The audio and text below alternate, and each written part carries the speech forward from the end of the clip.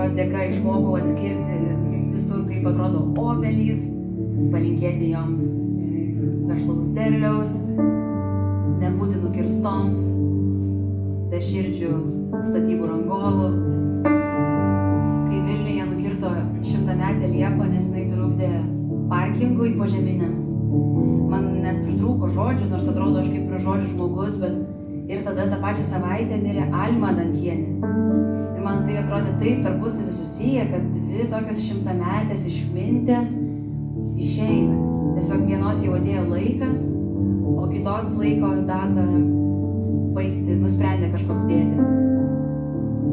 Tai va, tokia nepopuliari nuomonė, nes žinau, kad statybos didelis dalykas.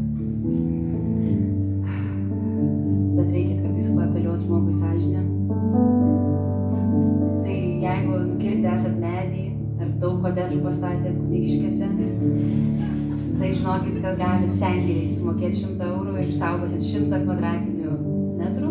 Aš matematiką B, tai gerai nežinau. Bet žodžiu, kad išsaugosite daug medžių ir galėsite šiek tiek ramiau miegoti pagal mano sąžinės matavimų vienetus.